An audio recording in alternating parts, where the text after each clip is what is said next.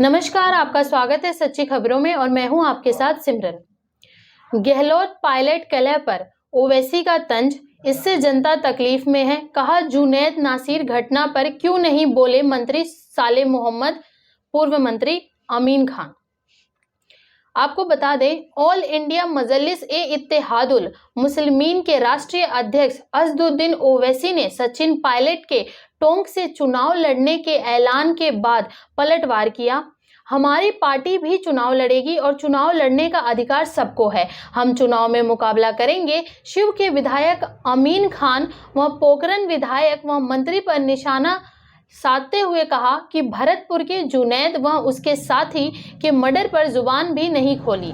इतना बड़ा कांड हुआ लेकिन दोनों कुछ भी नहीं बोले, बोलना चाहिए था। राजस्थान सरकार पर जुबानी हमला बोलते हुए कहा कि बी बजट में जो वादे किए वो पूरे नहीं किए और अल्पसंख्यक को कुछ नहीं दिया। हम उनको बताएंगे। हम एक्सपर्ट से एक रिपोर्ट तैयार करवाई है जिसमें राजस्थान मुसलमानों के सोशल, एजुकेशन, इकोनॉमी, हेल्थ सभी पर सर्वे करवा रहे हैं। मार्च के दूसरे वीक में रिपोर्ट दिखाएंगे और इनके कारनामे सबको पता लग जाएंगे। सांसद असदुद्दीन ओवैसी 2 दिवसीय दौरे पर बाड़मेर पहुंचे। शनिवार रात को करीब 6 बजे बालतोरा पहुंचे। वहां से रवाना होकर 8:30 बजे बाड़मेर पहुंचे। दोनों जगह पर ओवैसी व का मुसलमानों व दलित समाज के लोगों का जोरदार स्वागत किया गया।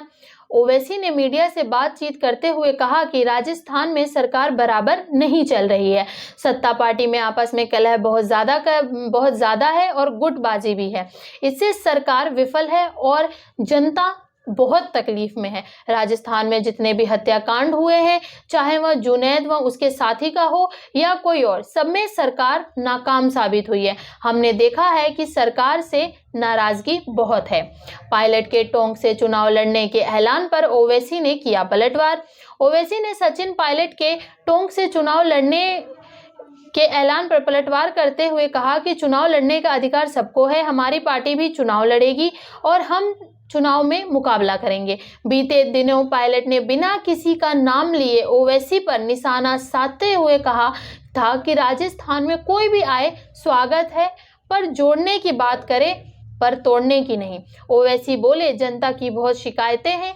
सीएम गहलोत के गढ़ में जनसभा और मुसलमानों के हालात के सवाल पर ओवैसी ने कहा कि जो भी सत्ता में है इसलिए वो बोल नहीं रहे हैं, लेकिन जिन लोगों ने हमसे बात की है उनकी शिकायतें हैं। जुनैद व साथी मर्डर मामले में अमीन खान व साले मोहम्मद बोले तक नहीं। विधायक अमीन खान के सवाल पर जवाब देते हुए ओवैसी ने कहा कि यह बेचारे तो जुनैद व उसके साथी मर्डर मामले में जुबान तक नहीं खोले। मंत्री साले मोहम्मद भी कुछ नहीं बोले। कुछ तो बोलना चाहिए था। आप जुनैद व उसके साथी को जिंदा जला दिया गया, बोले ही नहीं विधायक अमीन खान और साले मोहम्मद। सरकार पर तंज करते हुए कहा कि इतने साल तक जो वादे किए कुछ भी पूरे नहीं किए। उन्होंने कहा वो खुद एक रिपोर्ट तैयार करवा रहे हैं एक्सपर्ट से, जो राजस्थान के मुसलमानों के सोशल, एजुकेशन, इकोनॉमी, हेल्थ यह सब बताएगा सबको। धन्यवाद। अमीन खान साहब, आप उम्र में मुझसे बहुत बड़े हैं, मगर मैं भी एक राजनीति के घराने से आता हूं। मैं भी 28 साल से राजनीति में हूं।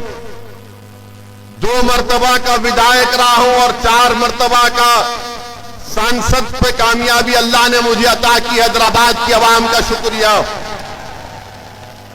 अमीन खान साहब, जरा मेरी बात को सुनो। अगर आपके यहां पर लोग हैं, मुझे यकीन है कि आप बिजाए होंगे कि देखो ये भड़काऊ भाषण क्या देता हूं।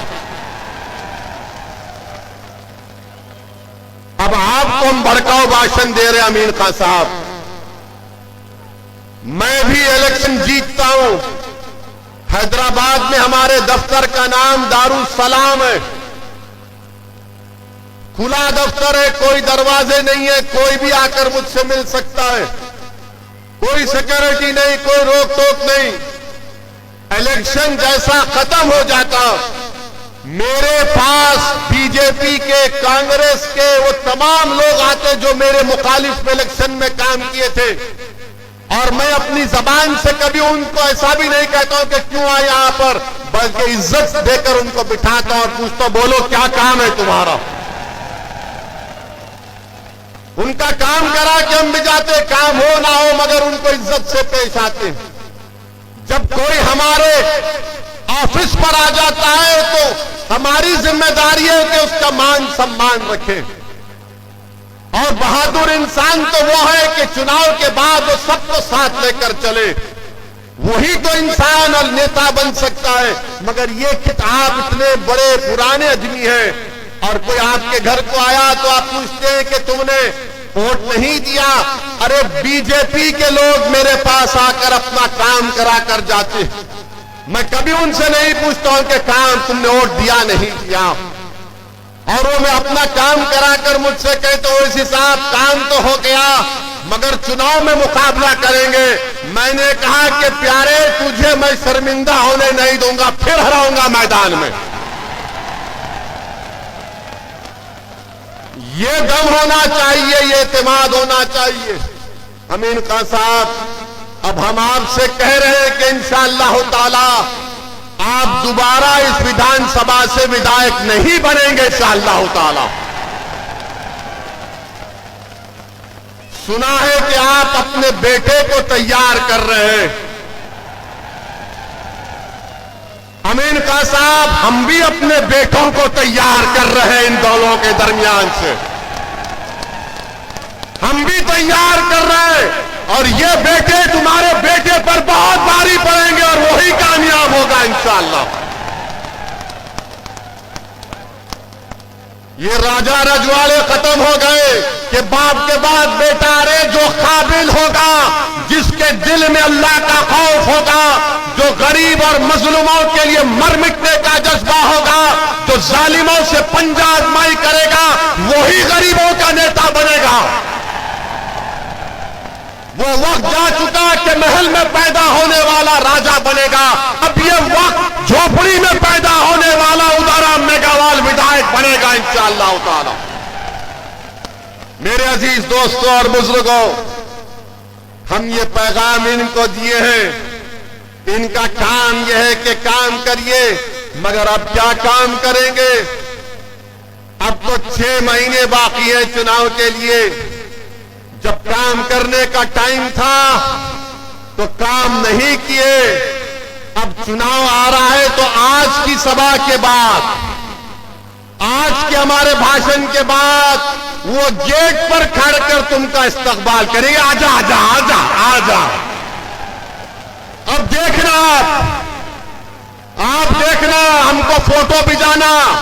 अमीन खान अपने घर के दरवाजे गेट पर खड़ा है, ए आना आना।